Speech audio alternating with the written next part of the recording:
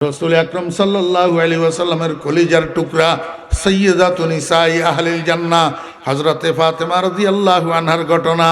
আমার বেরা দোস্ত আবাব, রমজানের মাস, হযরতে ফাতেমা রাদিয়াল্লাহু আনহা অসুস্থ, গায়ে জ্বর। হযরতে ফাতেমা রাদিয়াল্লাহু আনহা কয়েকদিন থেকে অসুস্থ, জ্বরে আক্রান্ত। আমার বেরা কয়েকদিন যাওয়ার পরে এই অসুস্থ অবস্থায় এক রাত্রে হযরতে ফাতেমা রাদিয়াল্লাহু আনহা রাত্রে ঘুমাইছেন। ঘুমাইতে রাত্র যখন গভীর হয়েছে, হযরতে ফাতেমা রাদিয়াল্লাহু আনহা স্বপ্ন দেখতেছে। হযরতে ফাতেমা রাদিয়াল্লাহু আনহার আব্বাজান সরওয়ারে দো জাহাঁ জনাবে মুহাম্মদুর রাসূলুল্লাহ সাল্লাল্লাহু আলাইহি ওয়াসাল্লাম অন্ধকারের মধ্যে ফাতেমার ঘরে ঢুকছে। ঘরে ঢুকিয়ে এদিক সেদিক তাকায়, কাকে যেন তালাশ করে। স্বপ্নের মধ্যেই ফাতেমা আব্বাজানের জিজ্ঞেস করেন, আব্বাজান, এই অন্ধকারের মধ্যে আপনি কাকে তালাশ করতেছেন? রাসূল আকরাম সাল্লাল্লাহু আলাইহি ওয়াসাল্লাম কয়, মা, আমি তো তোমারে একটা সংবাদ দেওয়ার জন্য আসছি, তোমাকেই তালাশ করতেছি। ফাতেমা রাদিয়াল্লাহু আনহা কয়, আব্বাজান, কি সংবাদ?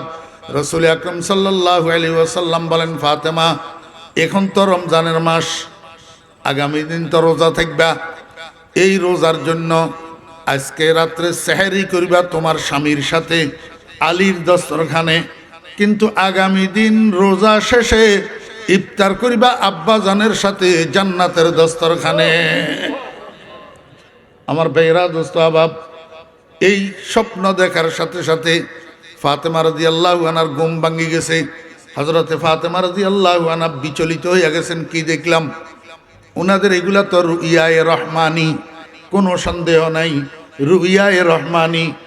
আল্লাহু আকবার সজাগ হওয়ার পরে ফাতেমা রাদিয়াল্লাহু আনহার আর বুঝতে বাকি নাই যে পার্থিব জীবনে আজকের দিনটা আমার জন্য শেষ দিন, আজকের পরে আমি আর দুনিয়াতে থাকবো না।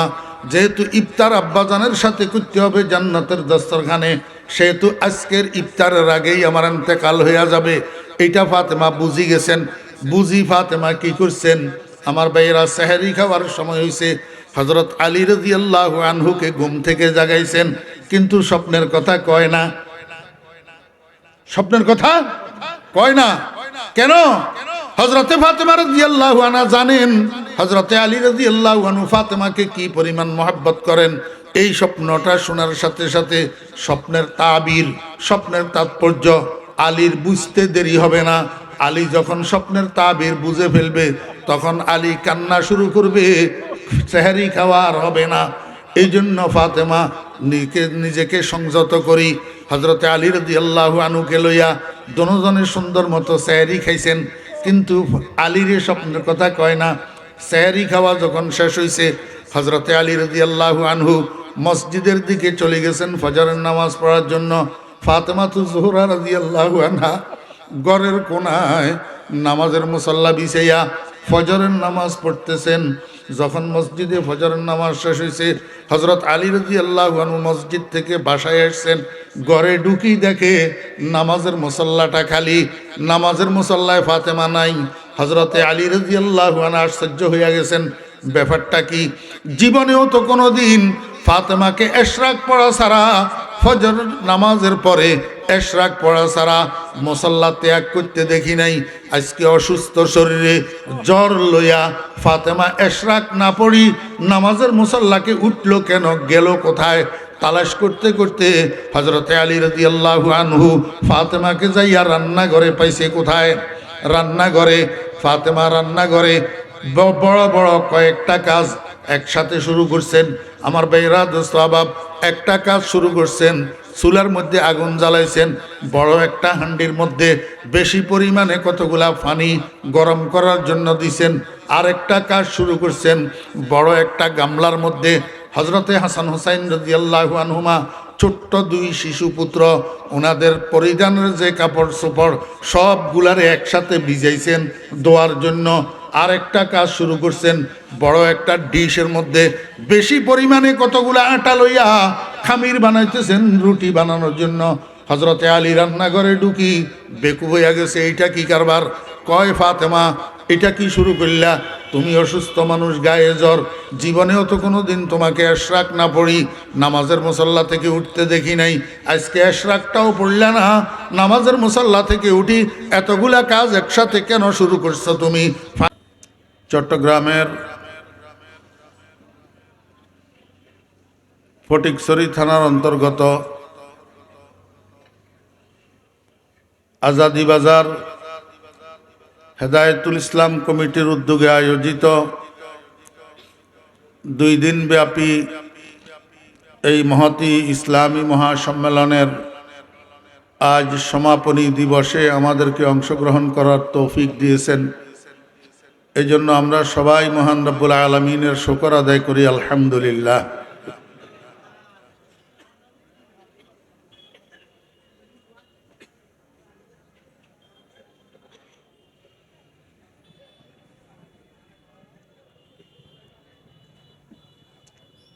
আল্লাহ সুবহানাহু ওয়া তাআলা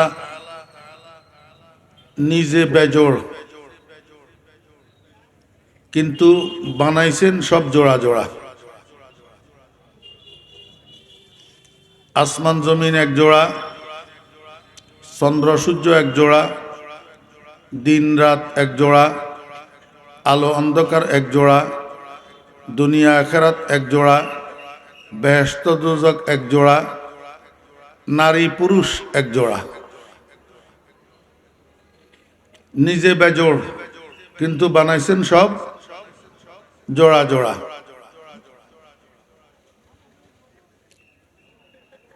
এই জোড়ার মধ্যে আল্লাহ পাক একটা জোড়া বানাইছেন নারী আর পুরুষ।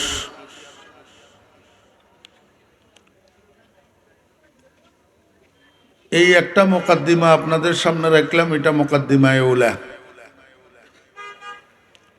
আর একটা মুকাদ্দিমা 2 নম্বর ভূমিকা, মানুষকে আল্লাহ পাক রব্বুল আলামিন বানাইছেন মদনীয়ুত্তবা করিয়া।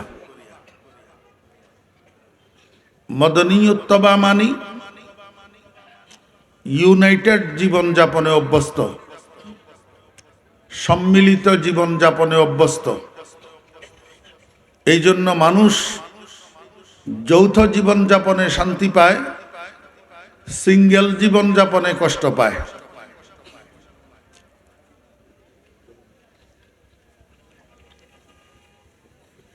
এখন এইটা আমি আপনাদেরকে কেমনে বুঝাইতাম এবার?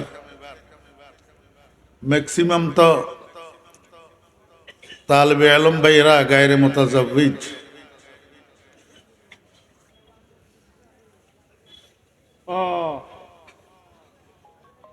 মানুষ যৌথ জীবনযাপনে মানুষের শান্তি। একটা ছেলে বিয়ে করার 2 মাস পরে যদি দুবাই চলে যায়, 2 বছরের ওয়ার্ক ভিসায়, এই 2 বছর সিঙ্গেল দুবাইতে কাটাইতে তার কি পরিমাণ কষ্ট হয়, এটা যে ভুক্তভোগী সে ছাড়া অন্যরা বুঝবে না।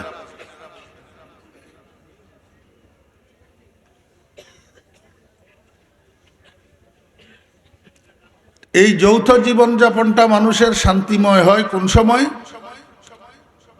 যখন যৌথ জীবনযাপনটা মানুষ আল্লাহ পাকের দেওয়া বিধান অনুযায়ী যাপন করে।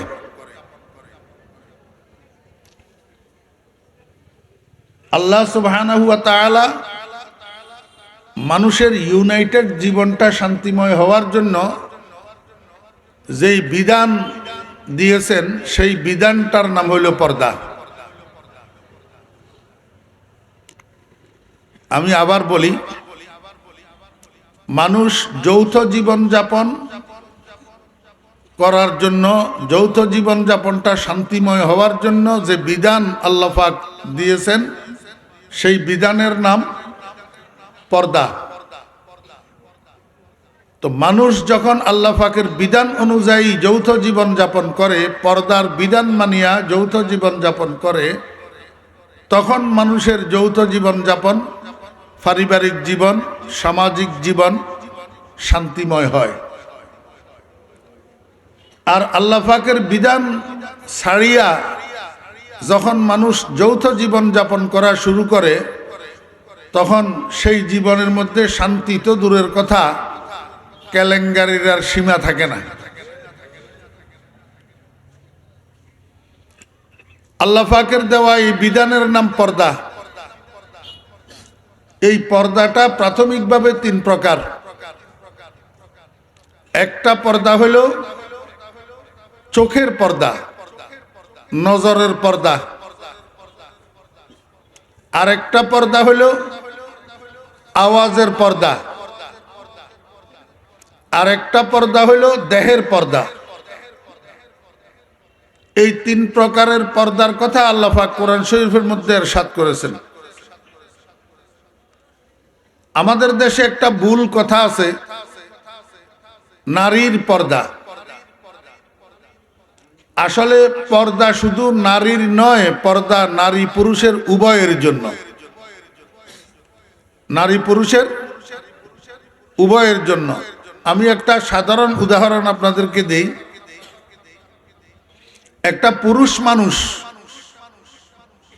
রাস্তার পাশে যদি পেশাব করতে বসে, যদি কোমর পর্যন্ত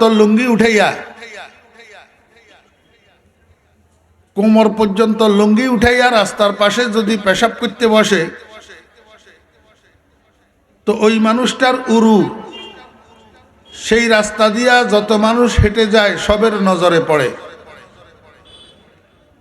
বুঝে থাকলে একটু বলুন যে পেশাব করতে বসছে এই মানুষটা পর্দা করলো না পর্দা লঙ্ঘন করলো? কেন?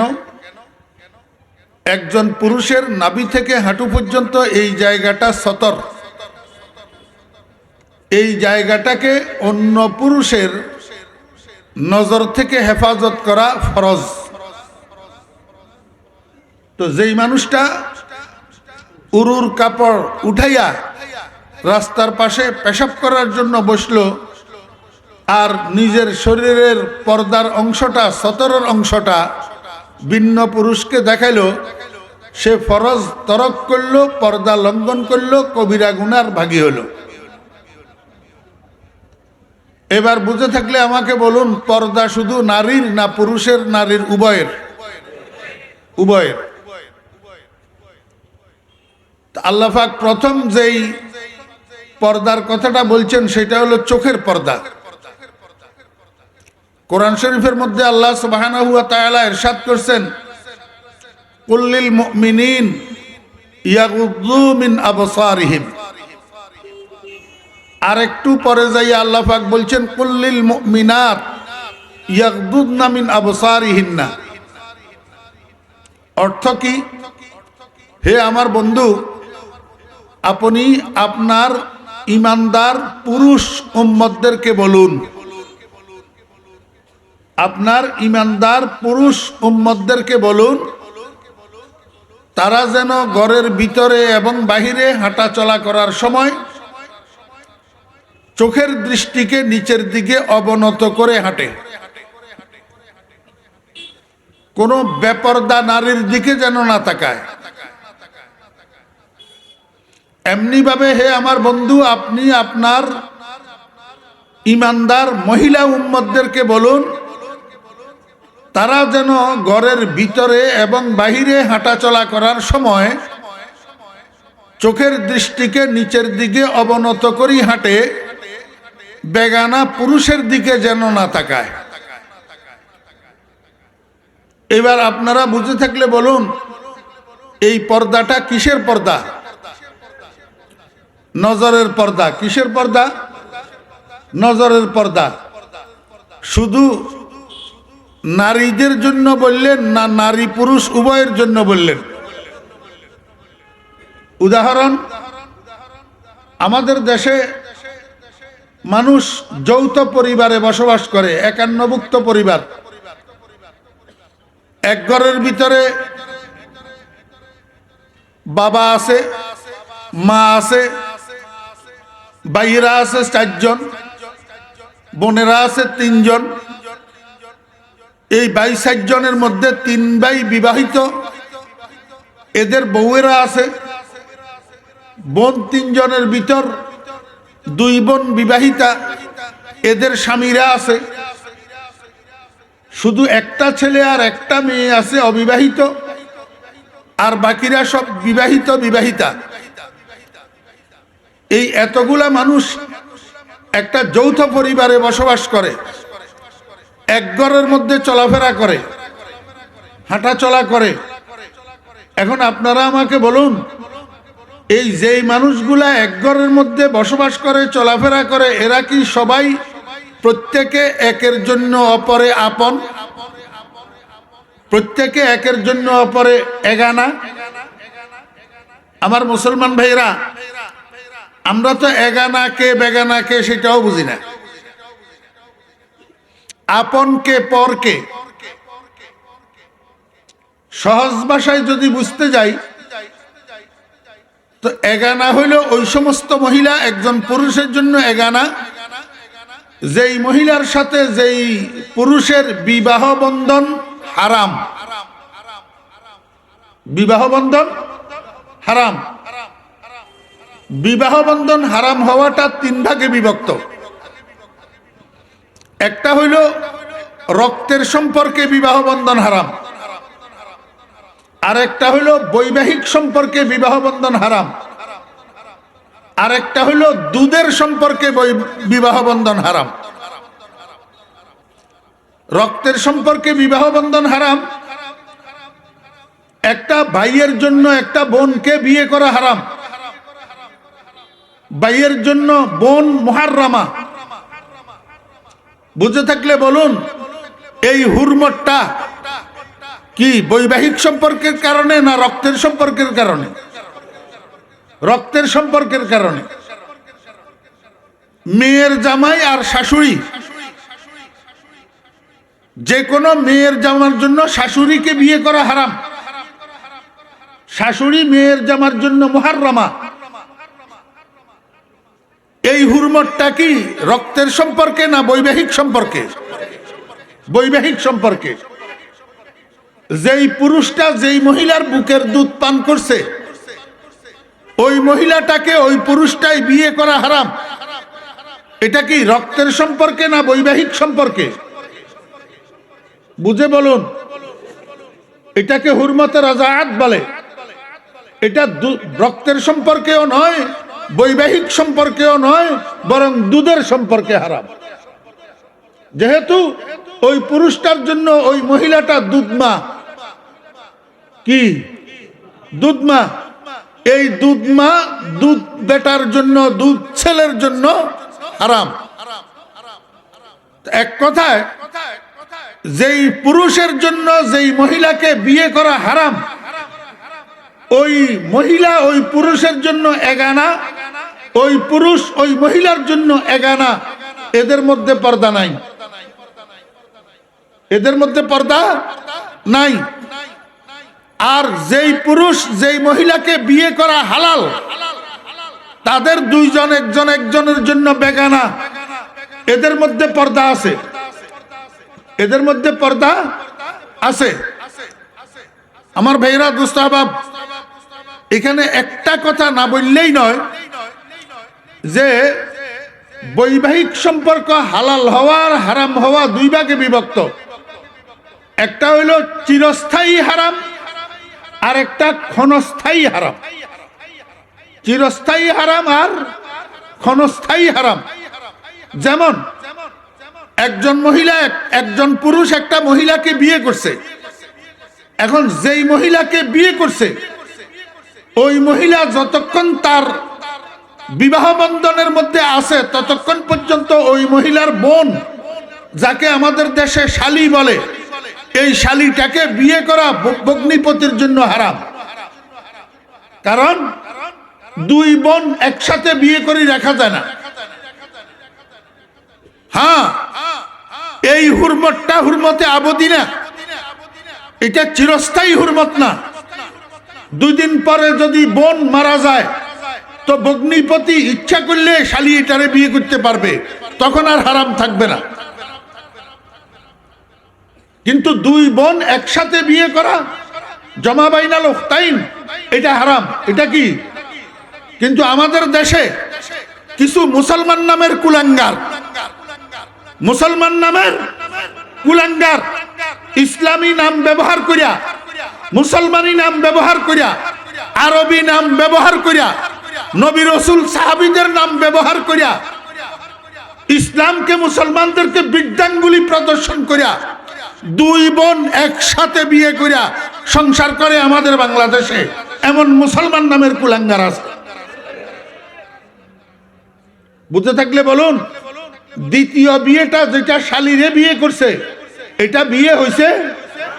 তাহলে সারা জীবন সংসার করতেছে, যে কি করতেছে? জেনা করতেছে। এবং সেই ঘরে যেই সন্তানগুলা হইতেছে হারামজাদা তৈরি হইতেছে, যারা সন্তান তৈরি হইতেছে।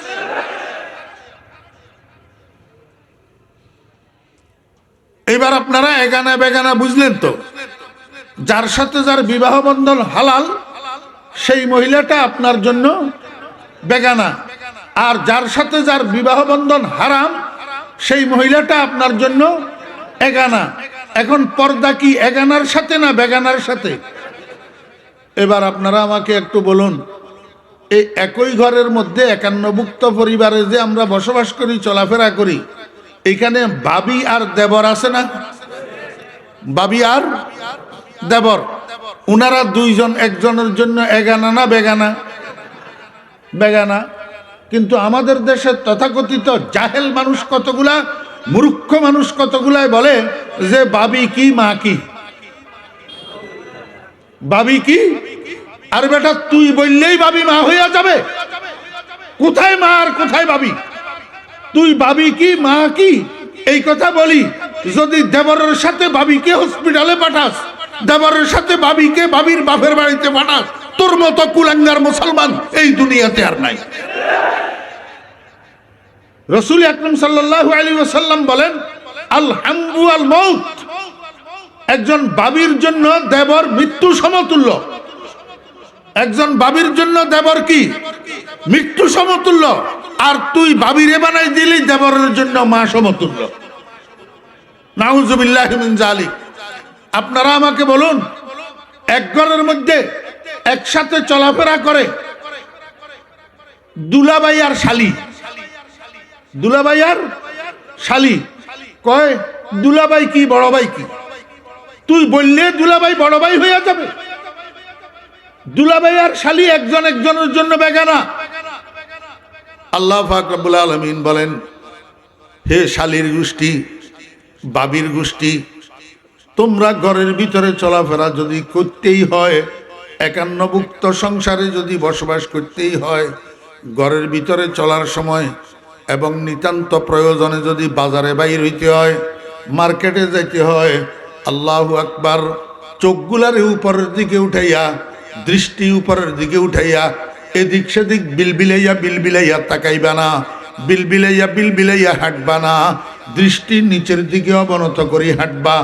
অগত্যা কোনো বেগানা পুরুষের নজর বেগানা মহিলার উপর যদি পড়ে যায়, বেগানা মহিলার নজর যদি কোনো বেগানা পুরুষের উপরে পড়ে যায়, সঙ্গে সঙ্গে দৃষ্টি ফিরাইয়া নিবা।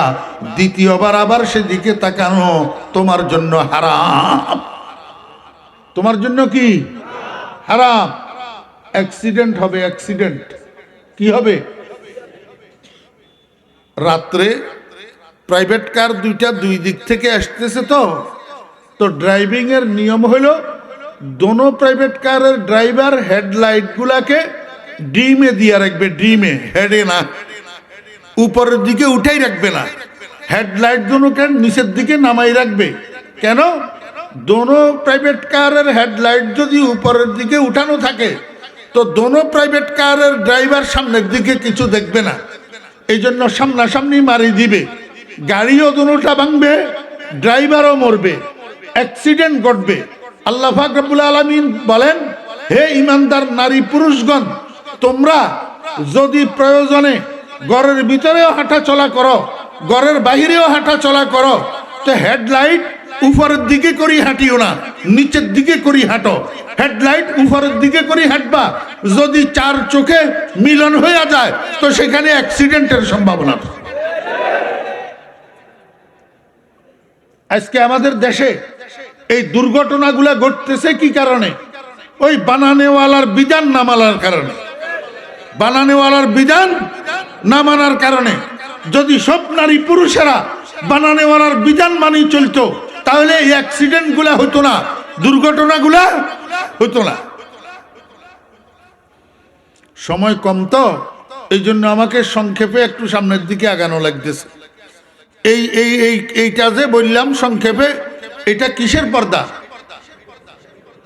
নজরের পর্দা, দৃষ্টির পর্দা, আর একটা হইল আওয়াজের পর্দা।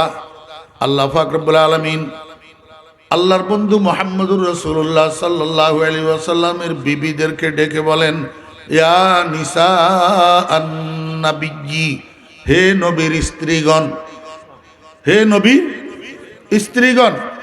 কি বলেন?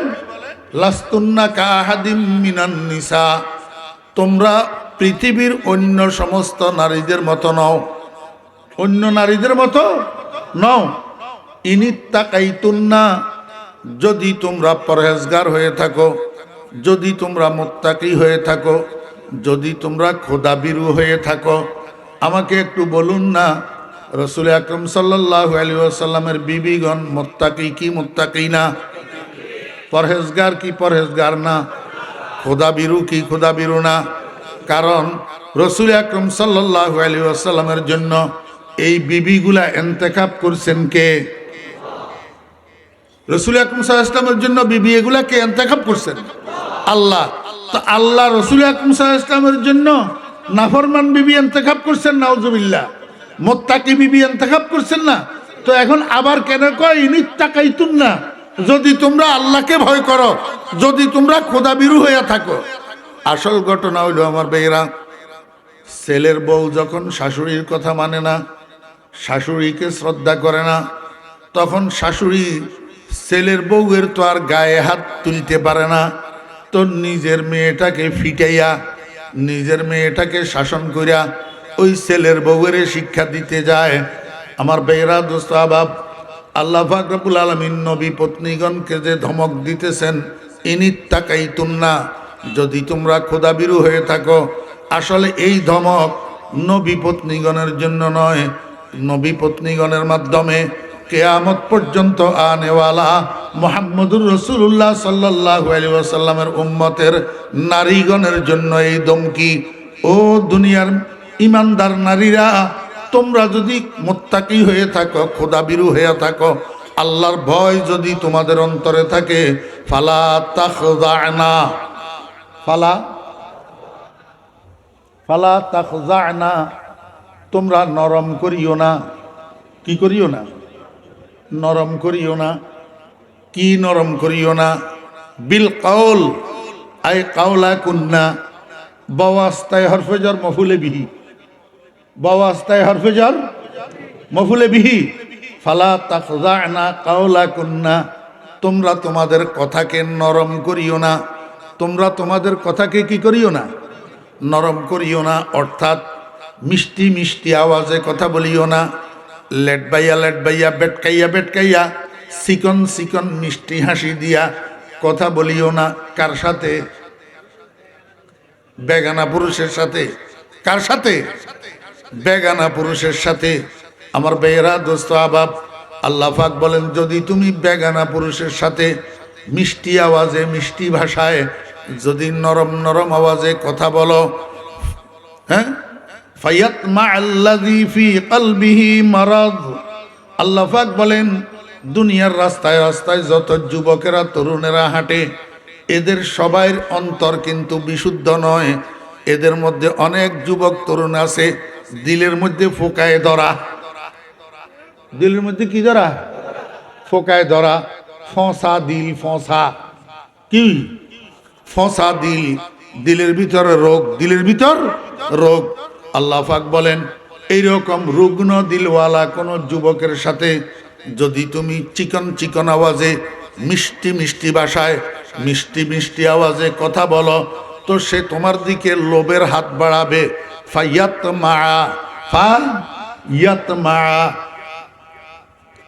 ফায়াতমা আল্লাযী ফী কলবিহি মারাদ, সে লালসা করবে তোমার দিকে, লালসা করবে, সে তোমাকে কুপ্রস্তাব দিবে, যেই কুপ্রস্তাব মানলেও তুমি ধ্বংস, না মানলেও ধ্বংস।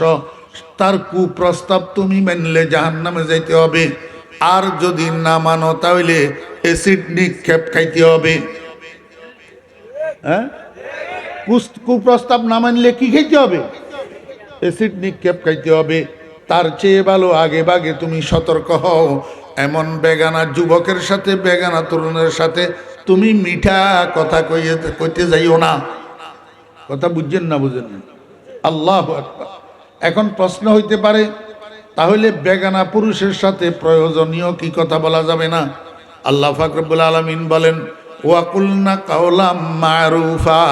কোনো বেগানা পুরুষের সাথে যদি তোমার কথা বলার প্রয়োজন হইয়া যায়, যদি কথা বলাই লাগে, তখন তুমি বেগানা পুরুষের সাথে কথা বলবা। কেমন কথা? আল্লাহ পাক বলেন মারুফ কথা বলবা। বেগানা পুরুষের সাথে মারুফ কথা বলবা।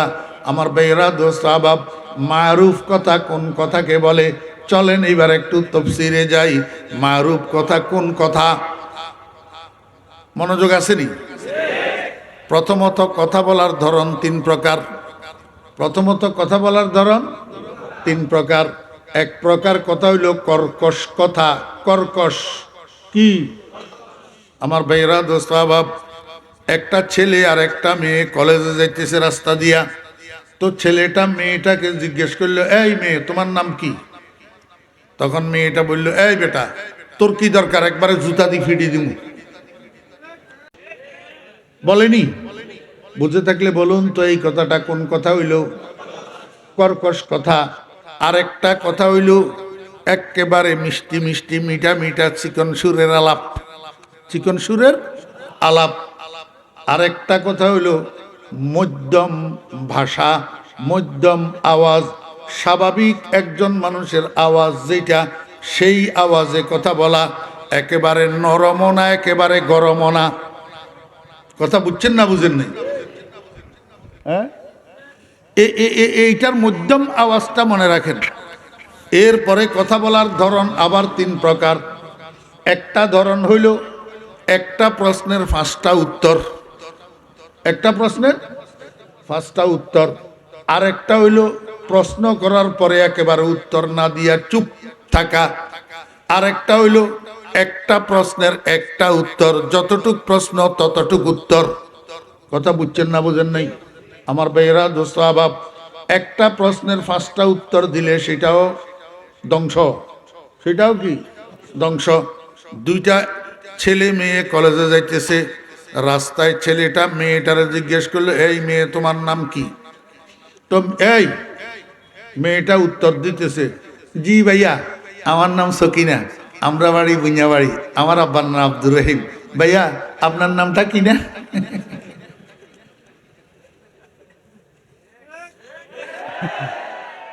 बहुत देर से समझा तुम लोगों ने। হ্যাঁ, একটা প্রশ্নের উত্তর কয়টা হইল? 5টা। আরেকটা হইল ছেলেটা মেয়েটার জিজ্ঞেস করলো, এই মেয়ে, তোমার নাম কি? কোনো উত্তর নাই। এবার ফলাই কয় যে, ওরে বাবারে, কত দেমাগি মেয়ে না, আচ্ছা তোমারে আমি দেখিনি মুখ। ঠিক আছে? তাহলে একটা প্রশ্নের 5টা উত্তর দেওয়ারও দরকার নাই, আর একেবারে হপ করে থাকারও দরকার নাই। তাহলে তুমি কি করিবা? এই মেয়ে, তোমার নাম কি? জি, আমার নাম সকিনা। বাস, হাঁটি চলে যাও। তোমার মুখের একবারে হাসারও দরকার নাই, বিকৃত করারও দরকার নাই। স্বাভাবিক চেহারায়, স্বাভাবিক আওয়াজে একটা প্রশ্নের একটা উত্তর, যতটুক প্রশ্ন ততটুক উত্তর, স্বাভাবিক আওয়াজ। ঠিক আছে না? এটার নাম কাওলে মারুফ। এটার নাম কাওলে মারুফ। কথা বলার প্রথম 3 ধরনের মধ্যম ধরন, দ্বিতীয় 3 ধরনের মধ্যম ধরন, এই দোনোটা মধ্যমের সংমিশ্রণে কাওলে মারুফ। কাওলে মারুফ। আল্লাহ পাক রব্বুল আলামিন বলেন, ও বেগানা পুরুষেরা, যদি অগত্যা তোমার বেগানা নারীর সাথে কথা বলার দরকার হয়, ও বেগানা নারীরা, অগত্যা যদি কোনো বেগানা পুরুষের সাথে তোমার কথা বলার দরকার হয়, তাহলে ওয়াকুলনা কাওলাম মারুফা, মারুফ কথা বলবা। এবার মারুফ কথা কারে কয় বুঝছেন তো?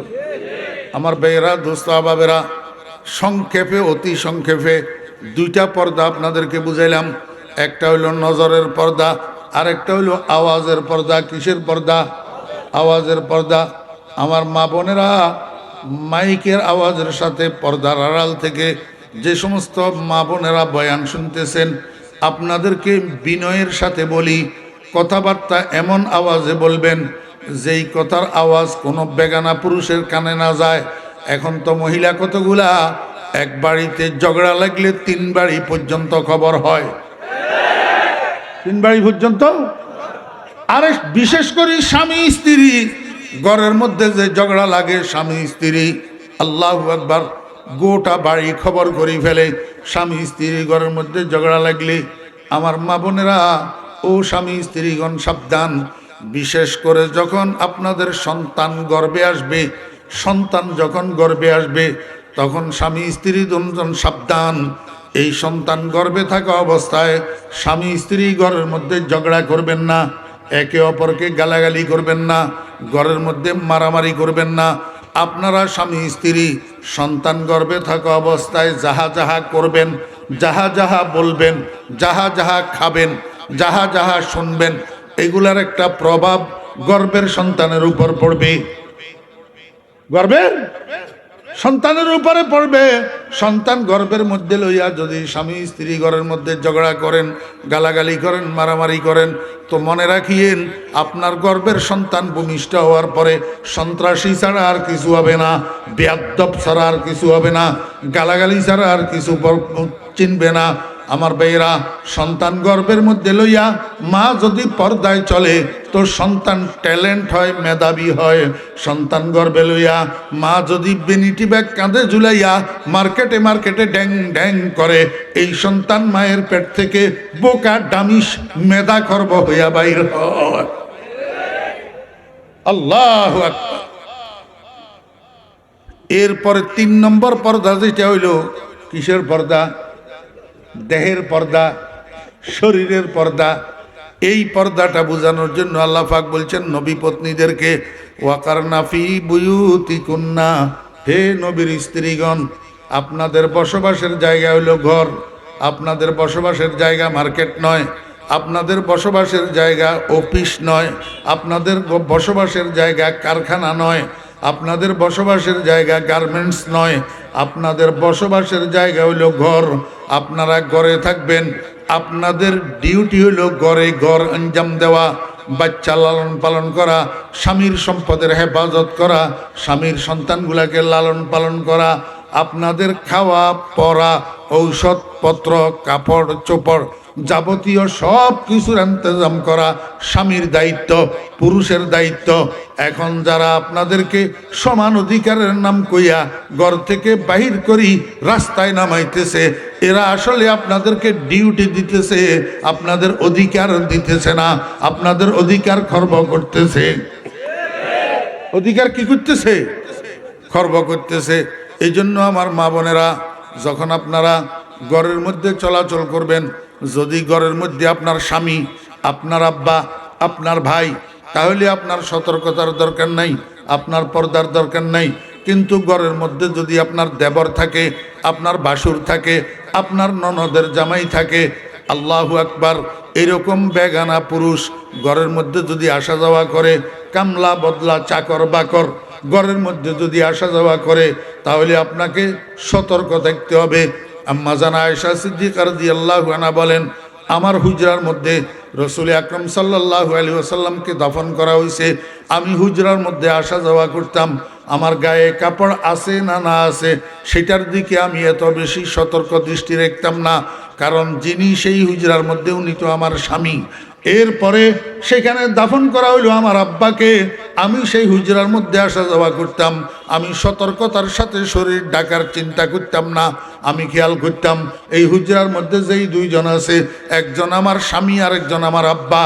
কিন্তু 3 নম্বরে সেই হুজরার মধ্যে যখন হযরত ওমর ফারুক রাদিয়াল্লাহু আনহুকে দাফন করা হইল, আমি আয়েশা সেই দিন থেকে আপাদমস্তক কাপড়ের দ্বারা আবৃত করা ছাড়া আমি আর সেই রুমে ঢুকি না, কারণ ওমর আমার জন্য বেগানা। আমার জন্য, আমার মা বোনেরা, এটা তো হযরত আয়েশা সিদ্দিকার কথা আপনাদেরকে শুনাইলাম। আর একটু আপনাদেরকে শুনাই, তাহলে আপনাদের আরো একটু ভালো বুঝে আসবে। একটা বাস্তব ঘটনা, রাসূল আকরাম সাল্লাল্লাহু আলাইহি ওয়াসাল্লামের কলিজার টুকরা সাইয়্যিদাতুন নিসাই আহলিল জান্নাহ হযরতে ফাতেমা রাদিয়াল্লাহু আনহার ঘটনা। আমার বেরা দোস্ত আবাব, রমজানের মাস, হযরতে ফাতেমা রাদিয়াল্লাহু আনহা অসুস্থ, গায়ে জ্বর। হযরতে ফাতেমা রাদিয়াল্লাহু আনহা কয়েকদিন থেকে অসুস্থ, জ্বরে আক্রান্ত। আমার ভাইয়েরা, কয়েকদিন যাওয়ার পরে এই অসুস্থ অবস্থায় এক রাত্রে হযরতে ফাতেমা রাদিয়াল্লাহু আনহা রাত্রে ঘুমাইছেন। ঘুমাইতে রাত্র যখন গভীর হইছে, হযরতে ফাতেমা রাদিয়াল্লাহু আনহা স্বপ্ন দেখতেছে। হযরতে ফাতেমা রাদিয়াল্লাহু আনহার আব্বাজান সরওয়ারে দো জাহাঁ জনাবে মুহাম্মদুর রাসূলুল্লাহ সাল্লাল্লাহু আলাইহি ওয়াসাল্লাম অন্ধকারের মধ্যে ফাতেমার ঘরে ঢুকছে। ঘরে ঢুকে এদিক সেদিক তাকায়, কাকে যেন তালাশ করে। স্বপ্নের মধ্যেই ফাতেমা আব্বাজানের জিজ্ঞেস করেন, আব্বাজান, এই অন্ধকারের মধ্যে আপনি কাকে তালাশ করতেছেন? রাসূল আকরাম সাল্লাল্লাহু আলাইহি ওয়াসাল্লাম কয়, মা, আমি তো তোমারই একটা সংবাদ দেওয়ার জন্য আসছি, তোমাকেই তালাশ করতেছি। ফাতেমা রাদিয়াল্লাহু আনহা কয়, আব্বাজান, কি সংবাদ? রাসূল আকরাম সাল্লাল্লাহু আলাইহি ওয়াসাল্লাম বলেন, ফাতেমা, এখন তো রমজানের মাস, আগামী দিন তো রোজা থাকবা। এই রোজার জন্য আজকে রাত্রে সেহরি করিবা তোমার স্বামীর সাথে আলীর দস্তরখানে, কিন্তু আগামী দিন রোজা শেষে ইফতার করিবা আব্বাজানের সাথে জান্নাতের দস্তরখানে। আমার ভাইরা, দোস্ত আবাব, এই স্বপ্ন দেখার সাথে সাথে ফাতেমা রাদিয়াল্লাহু আনহার ঘুম ভাঙি গেছে। হযরতে ফাতেমা রাদিয়াল্লাহু আনহা বিচলিত হয়ে গেছেন, কি দেখলাম? ওনাদের এগুলা তো রুইয়ায়ে রহমানি, কোনো সন্দেহ নাই, রুইয়ায়ে রহমানি। আল্লাহু আকবার সজাগ হওয়ার পরে ফাতেমা রাদিয়াল্লাহু আনহার আর বুঝতে বাকি নাই যে পার্থিব জীবনে আজকের দিনটা আমার জন্য শেষ দিন, আজকের পরে আমি আর দুনিয়াতে থাকবো না। যেহেতু ইফতার আব্বাজানের সাথে করতে হবে জান্নাতের দস্তরখানে, সেহেতু আজকের ইফতারের আগেই আমার ইন্তেকাল হয়ে যাবে। এইটা ফাতেমা বুঝি গেছেন। বুঝি ফাতেমা কি করছেন? আমার ভাইয়েরা, সেহরি খাওয়ার সময় হয়েছে। হযরত আলী রাদিয়াল্লাহু আনহুকে ঘুম থেকে জাগাইছেন, কিন্তু স্বপ্নের কথা কয় না। স্বপ্নের কথা কয় না কেন? হযরতে ফাতেমা রাদিয়াল্লাহু আনহা জানেন হযরতে আলী রাদিয়াল্লাহু আনহু ফাতেমাকে কি পরিমাণ মহব্বত করেন। এই স্বপ্নটা শোনার সাথে সাথে স্বপ্নের তাবির, স্বপ্নের তাৎপর্য আলীর বুঝতে দেরি হবে না। আলী যখন স্বপ্নের তাবির বুঝে ফেলবে, তখন আলী কান্না শুরু করবে, সেহরি খাওয়ার হবে না। এই জন্য ফাতেমা নিজেকে সংযত করি। হযরতে আলী রাদিয়াল্লাহু আনহুকে লইয়া দনোজনের সুন্দর মতো সেহরি খাইছেন, কিন্তু আলীর স্বপ্নের কথা কয় না। সেহরি খাওয়া যখন শেষ হয়েছে, হযরতে আলী রাদিয়াল্লাহু আনহু মসজিদের দিকে চলে গেছেন ফজরের নামাজ পড়ার জন্য। ফাতেমাতুজ জোহরা রাদিয়াল্লাহু আনহা ঘরের কোনায় নামাজের মুসল্লা বিছাইয়া ফজরের নামাজ পড়তেছেন। যখন মসজিদে ফজরের নামাজ শেষ হয়েছে, হযরত আলী রাদিয়াল্লাহু আনহু মসজিদ থেকে বাসায় আসছেন। ঘরে ঢুকি দেখে নামাজের মুসল্লাটা খালি, নামাজের মুসল্লায় ফাতেমা নাই। হযরতে আলী রাদিয়াল্লাহু আনহু আশ্চর্য হইয়া গেছেন, ব্যাপারটা কি? জীবনেও তো কোনোদিন ফাতেমাকে ইশরাক পড়া ছাড়া, ফজর নামাজের পরে ইশরাক পড়া ছাড়া মুসল্লা ত্যাগ করতে দেখি নাই। আজকে অসুস্থ শরীরে জ্বর লইয়া ফাতেমা ইশরাক না পড়ি নামাজের মুসল্লাকে উঠলো কেন, গেল কোথায়? তালাশ করতে করতে হযরতে আলী রাদিয়াল্লাহু আনহু ফাতেমাকে যাইয়া রান্নাঘরে পাইছে। কোথায়? রান্নাঘরে। ফাতেমা রান্নাঘরে বড় বড় কয়েকটা কাজ একসাথে শুরু করছেন। আমার ভাইরা, দোস্ত আবাব, একটা কাজ শুরু করছেন, চুলার মধ্যে আগুন জ্বালাইছেন। বড় একটা হান্ডির মধ্যে বেশি পরিমাণে কতগুলা পানি গরম করার জন্য দিছেন। আর একটা কাজ শুরু করছেন, বড় একটা গামলার মধ্যে হযরতে হাসান হুসাইন রাদিয়াল্লাহু আনহুমা, ছোট্ট দুই শিশু পুত্র, ওনাদের পরিধানের যে কাপড় চোপড় সবগুলারে একসাথে ভিজাইছেন দোয়ার জন্য। আর একটা কাজ শুরু করছেন, বড় একটা ডিশের মধ্যে বেশি পরিমাণে কতগুলা আটা লইয়া খামির বানাইতেছেন রুটি বানানোর জন্য। হজরতে আলী রান্নাঘরে ঢুকি, বেকুব হইয়া গেছে, এইটা কি কারবার? কয় ফাতেমা এটা কি শুরু করলা? তুমি অসুস্থ মানুষ, গায়ে জ্বর, জীবনেও তো কোনো দিন তোমাকে এশরাক না পড়ি নামাজের মুসাল্লা থেকে উঠতে দেখি নাই, আজকে এশরাকটাও পড়লা না, নামাজের মুসাল্লা থেকে উঠি, এতগুলা কাজ একসাথে কেন শুরু করছো তুমি? পানি এতগুলা কার জন্য গরম করতেছ? বাচ্চাদের কাপড় এতগুলা একসাথে কেন ভিজাইছ? অসুস্থ শরীরে এতগুলা কাপড় তুমি কেমনে ধুইবা? আর এতগুলা আটার খামির কেন বানাইতেছ? এই খামিরের রুটিগুলা আমরা সবাই মিলি 3 দিন খেলেও তো শেষ হবে না, এত রুটি একসাথে কি করিবা? ফাতেমায় কয়, আলী আপনাকে একটা কথা আমার বলা হয় নাই, আপনার খানা হবে না, সেহরি হবে না, এই জন্য ঘুম থেকে সজাগ হওয়ার পরে আপনাকে এই কথা বলি নাই। আমার বেরা দোস্ত আবাব হজরতে ফাতেমা রাদিয়াল্লাহু আনহা কয়, আলী আমি গত রাত্রে একটা স্বপ্ন দেখছি। বলে কি স্বপ্ন দেখছ? কয় রাত যখন শেষের দিকে হইছে, শেষের দিকে, আল্লাহু আকবার, সেহরির সময় হওয়ার একটু আগে আমি স্বপ্নের মধ্যে দেখতেছি আমার আব্বাজান রহমতুল্লিল আলামিন অন্ধকারের মধ্যে আমার ঘরে ঢুকি, এদিক সেদিক তাকায়, কাকে যেন খোঁজে। আমি স্বপ্নের মধ্যে আব্বাকে জিজ্ঞেস করলাম, আব্বাজান কাকে তালাশ করেন? আব্বাজান আমাকে বলল, ফাতেমা তোমাকে তালাশ করতেছি একটা সংবাদ দেওয়ার জন্য। আগামী দিন যেহেতু রমজানের মাস, রোজা তো থাকবা, সেহরি করবা তোমার স্বামীর সাথে, কিন্তু আগামী দিন রোজা শেষে ইফতার করবা আব্বাজানের সাথে জান্নাতের দস্তরখানে। এই স্বপ্ন দেখার পর আমার ঘুম ভাঙি গেছে। হযরতে ফাতেমা রাদিয়াল্লাহু আনহা, আল্লাহু আকবার, আনা মদিনাতুল ইলমে ওয়া আলিয়ুন বাবুহা, আলিয়ুন বাবুহা। ও বেরা দোস্তাবাব, 1 সেকেন্ডও লাগে নাই আলীর স্বপ্নের তাবির বুঝতে, স্বপ্নের তাবির বুঝতে 1 সেকেন্ড লাগে নাই। সঙ্গে সঙ্গে আলী কান্না শুরু করছে বাচ্চা ছেলের মতো।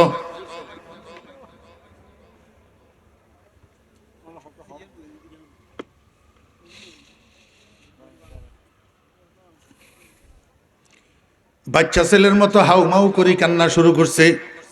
আমার বেরা দোস্ত আবাব, তো যত কিছুই হোক স্বামী স্ত্রী না, আরো তো হইল ফাতেমা মহিলা, কোমল হৃদয়ের অধিকারিণী। এখন স্বামীরে যখন কাঁদতে দেখছে, ফাতেমা রাদিয়াল্লাহু আনহা নিজেকেও আর সংযত রাখতে পারে নাই, এবার স্বামীর সাথে নিজেও কান্না শুরু করছে। স্বামী স্ত্রী দুজন হাউ মাউ করিয়া করিয়া কাঁদে। এই সময়ের মধ্যে 2 শিশু পুত্র হযরতে হাসান হুসাইন রাদিয়াল্লাহু আনহুমা, ওনারা দুজন বাইরে খেলাধুলা করতেছিলেন। হঠাৎ করে ঘরে ঢুকছে, ঘরে ঢুকি দেখে আব্বা আম্মা দুজন কান্দে। অবুঝ শিশু 2 জন একবার আব্বার কাছে যাইয়া জিজ্ঞেস করে, আব্বা কাঁদেন কেন? আব্বা কোনো উত্তর দেয় না। আবার মায়ের কাছে যাইয়া জিজ্ঞেস করে, মা কাঁদেন কেন? মায়ও কোনো উত্তর দেয় না। যখন ছেলেরা বারবার বিরক্ত করতেছে, হযরতে ফাতেমা রাদিয়াল্লাহু আনহা কয়, বাবারা তোমরা দুজন এই মুহূর্তে নানা জানের কাছে চলে যাও। নানা জান কোথায়? দুনিয়ার উপরে না নিচে? নিচে রওজায়ে আকদাসের ভিতর। এটা কি ফাতেমায় জানে না যে নানা জান তো কবরে? জানে, তারপরেও বলে নানার কাছে চলে যাও। কারণ এই বলাটা ফাতেমার আজকের জন্য নতুন না। এর আগেও ফাতেমা যখন ঘরের কাজে অতি ব্যস্ত হইয়া যায়, বাচ্চারা উনাকে ডিস্টার্ব করে, বাচ্চাদেরকেও সামলানোর জন্য ফাতেমা সব সময় বলে, বাবারা তোমরা এই মুহূর্তে নানার কাছে চলে যাও। তো নাতিরা দুজন নানার পাগল, নানার কথা শুনলেই দৌড় দে রওজায়ে আকদাসের দিকে যাইয়া নানা জানের কবরের উপরে উঠি। নাতিরা দুজন বসে। আমার ভাইয়েরা, ভিতর থেকে নানাজি কথা কয়, উপর থেকে নাতিরা শুনে আর উত্তর দে। উপর থেকে নাতিরা কথা কয়, ভিতর থেকে নানাজি বলে আর শুনে উত্তর দে। অথচ শত শত মানুষ রওজার চতুর্দিকে জিয়ারতরত অবস্থায় কেউ গোড়ার ডিমও কিছু শোনে না। মিয়ানে আশিক ও মাশুক চে রমজিস, মিয়ানে আশিক ও মাশুক চে রমজিস, কেরামান কাতিবিরা হাম খবর নিস। আমার বেরা দোস্ত আবাব, আজকেও তাই ঘটছে। ফাতেমা যখন বলছে, বাবারা তোমরা দুজন এই মুহূর্তে নানাজির কাছে চলে যাও, নাতিরা দুজন দিছে দৌড়, যাইয়া নবীজির রওজার উপরে উঠি বসছে। ভিতর থেকে নানা জান কয়, আমার নাতিরা এই মুহূর্তে আপনারা এখানে কেন আসলেন? নাতিরা কয়, নানা জান আম্মাজান আমাদেরকে আপনার কাছে পাঠাই দিয়েছে। নানায় কয় আমার নাতিরা এইখানে আর বসে থাকিয়েন না, আপনারা দুজন তাড়াতাড়ি ঘরে যান, ঘরে যাইয়া মায়ের চেহারার দিকে তাকাইয়া থাকেন। মনে রাখবেন আজকের পরে আর মায়ের চেহারা দুনিয়াতে দেখার জন্য পাবেন না। আমার বেহরা দোস্ত আহবাব, ছোট্ট ছোট্ট দুই শিশু, নানার কথা শুনি সেখান থেকে হাউমাউ করি চিল্লানি শুরু করছে। কানতে কানতে আসি ঘরের মধ্যে ঢুকছে। মায় কয় বেটারা এবার তোমরা দুজন কাঁদো কেন? বেটারা কয় মা আমাদের থেকে আর গোপন করিয়েন না, নানাজি আমাদেরকে সব বলে দিছে, আমাদেরকে নানাজি পাঠাইছে আপনার চেহারার দিকে তাকাইয়া থাকার জন্য। আজকের পরে নাকি এই চেহারা দুনিয়াতে আমরা আর দেখতে পাবো না। আমার ভাইয়েরা কথা বলতে বলতে হযরতে ফাতেমা রাদিয়াল্লাহু আনহার জ্বর বৃদ্ধি পাইছে। জোহরের নামাজের সময় হয়েছে। হযরতে ফাতেমা রাদিয়াল্লাহু আনহা ওযু করি কষ্ট করে জোহরের নামাজটা আদায় করছে। এইবার ফাতেমা আর দাঁড়াই থাকতে পারে না, আল্লাহু আকবার কিবলামুখী হইয়া শুইয়া গেছে। বড় ছেলে হযরত হাসান রাদিয়াল্লাহু আনহু কয় বাবা তোমার আব্বারে একটু ডাকি আনো, তোমার আব্বার সাথে আমার জরুরি কথা আছে। হযরতে হাসান রাদিয়াল্লাহু আনহু যাইয়া হযরত আলী রাদিয়াল্লাহু আনহুকে ডাকি এনেছেন।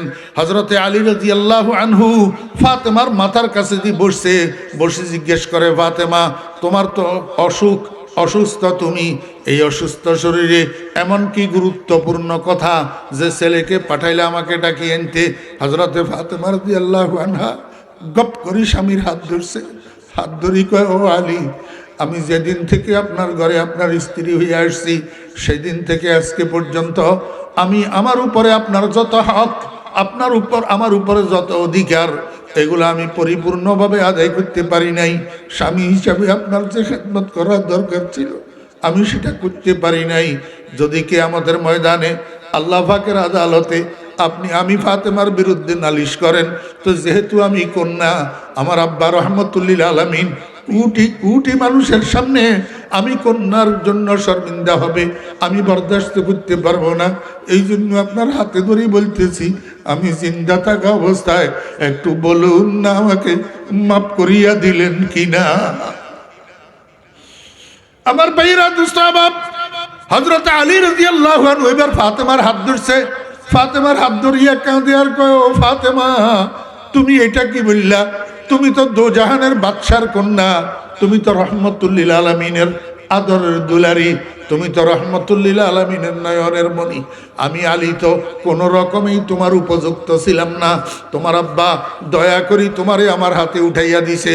যেই দিন থেকে স্ত্রী বানাইয়া তোমারে আমার ঘরে উঠাইছি সেই দিন থেকে আজকে পর্যন্ত ক্ষুধা নিবারণ করিয়া আসুদা করি একবেলা খানাও তো তোমারে আমি দিতে পারি নাই।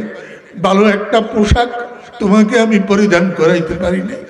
ভালো একটা বিছানায় তোমাকে আমি শুইতে দিতে পারি নাই।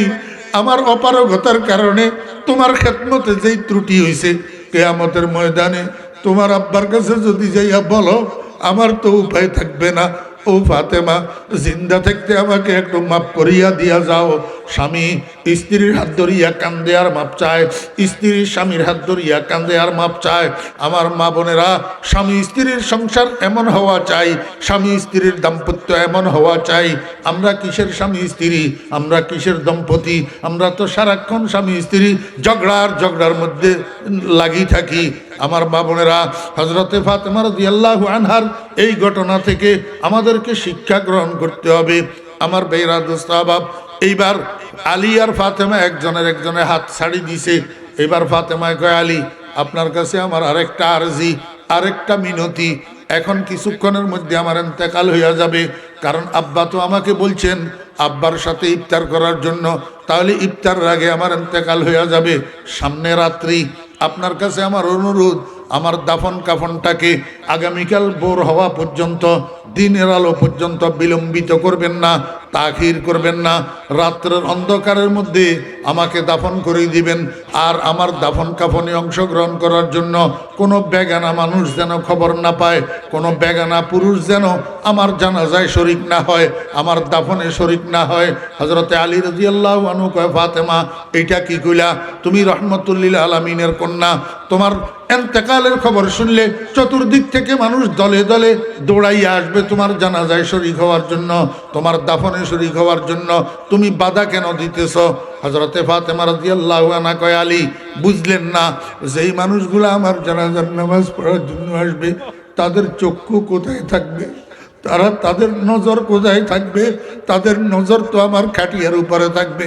যেই খাটিয়ার উপরে আমার লাশটা পড়ে থাকবে, ওরে উপর দিয়ে কাফনের কাপড় মোড়ানো থাকার উপরে উপস্থিত মানুষগুলা হয়তো আমার চেহারা দেখবে না, কিন্তু কাফনের কাপড়ের উপর দিয়া আমি ফাতেমার শরীরের কন্ডিশন, আমার গঠন, আমার গড়ন সম্পর্কে তারা অনুমান করতে পারবে। তারা অনুমান করতে পারবে রহমতুল্লিল আলামিনের কন্যা এই পরিমাণ লম্বা ছিল, এই পরিমাণ কাটা ছিল, এমন মোটা ছিল, এমন চিকন ছিল। কাফনের কাপড়ের উপর দিয়া তারা এই আন্দাজ করতে পারবে। আমার কাফনের কাপড়ের উপর দিয়া কোনো বেগানা পুরুষের নজর পড়া আর বেগানা পুরুষ এই সমস্ত কল্পনা করা, এটারেও আমি পর্দা লঙ্ঘন মনে করি, পর্দা লঙ্ঘন মনে করি। অতএব কিয়ামতের ময়দানে আল্লাহ পাক যদি আমাকে জিজ্ঞেস করে, ফাতেমা তুমি তো আমার বন্ধুর কন্যা, এতটুক পর্দা কেন লঙ্ঘন করলা? আমি উত্তর দিতে পারবো না।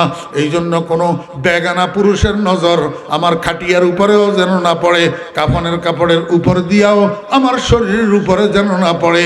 রাত্রের অন্ধকারে নিজেরা জানাজার নামাজ পড়ি, আমাকে দাফন করে ফেলবেন, কোনো বেগানা আমার দাফন কাফনে জানাজায় যেন শরীক না হয়। আমার মা বোনেরা যারা পর্দার আড়াল থেকে বয়ান শুনতেছেন, আমি আপনাদের একটু দৃষ্টি আকৃষ্ট করব। ফাতেমাতুজ জোহরা রাদিয়াল্লাহু আনহা 1 নম্বর রসুলের বেটি, 2 নম্বর আলীর বিবি, 3 নম্বর হাসান হোসাইনের মা, 4 নম্বর দুনিয়াতে থাকতে জান্নাতের সার্টিফিকেট দারি, জান্নাতের সুসংবাদ প্রাপ্ত আমার ভাইয়েরা, জান্নাতি রমণীদের সর্দার, জান্নাতি রমণীদের সর্দার। এই মহিলা যদি পর্দার ব্যাপারে এত সতর্ক হইতে পারে, মরার পরের জন্য ওসিয়ত করি মরে, কাফনের কাপড়ের উপর দিয়াও যেন আমার শরীরের উপরে বেগানা কোনো পুরুষের নজর না পড়ে, এত সতর্কতা অবলম্বন করে। আমরাও তো সেরকম মুসলমান নারী, আমরাও তো সেরকম মুসলমান মা, আমরাও তো সেরকম মুসলমান বোন, আমরাও তো সেরকম মুসলমান বেটি। আমরা কেমনে খোলা শরীরে অর্ধ উলঙ্গ অবস্থায় বোরকা ছাড়া, পর্দা ছাড়া রাস্তায় রাস্তায় ঘুরি, বেগানা পুরুষের সাথে হাসি ঠাট্টা করি, মজা করি, কথা বলি। আমার বাবনেরা এখন তো স্টাইলের যুগ, বোরকা কতগুলা বানায়, বোরকা কতগুলা পর্দার জন্য। এই বোরকা এগুলা এত স্টাইলিশ বোরকা, এত সুন্দর কালারের বোরকা, যেগুলার দিকে বেগানার দৃষ্টি আরো বেশি আকৃষ্ট হয়। এইটা কি পর্দা না স্টাইল? এই জন্য আল্লাহ পাক রব্বুল আলামিন বলেন, ওয়াকারনা ফি বুয়ুতিকুন্না ওয়ালা তাবাররাজনা তাবাররুজাল জাহিলিয়াতিল উলা। হে নবীর স্ত্রীগণ, তোমরা ঘরে অবস্থান করবা, খবরদার বর্বর যুগের নারীদের মতো অর্ধ উলঙ্গ বেপর্দা রাস্তায় ঘোরাঘুরি করবে না, বেগানা পুরুষের সাথে কথা বলবে না, বেগানা পুরুষের সাথে দেখা দিবে না। আল্লাহু আকবার। এইভাবে তোমরা নারী পুরুষের জোড়া যদি যৌথ জীবনযাপনে আমার বিধান মানিয়া জীবনযাপন করো, তাহলে তোমাদের জোড়ার যৌথ জীবনযাপন শান্তিময় হবে। আল্লাহ পাক আমাদেরকে মানার এবং বুঝার আমল করার তৌফিক দান করেন। আরও একজন মেহমান বাকি রয়েছেন শীতের দিন, এই জন্য আমি আর কথা লম্বা করতেছি না। আসসালামু আলাইকুম ওয়া রাহমাতুল্লাহ। ইয়া নিসাআন নাবিয়্যি লাস্তুন্না কাআহাদিম মিনান নিসা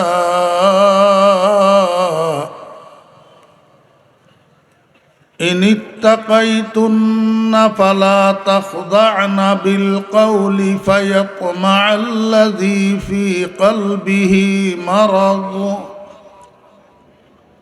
ওয়া কুলনা কাওলাম মা'রুফা। সাদাকাল্লাহু মাওলানাল আযীম।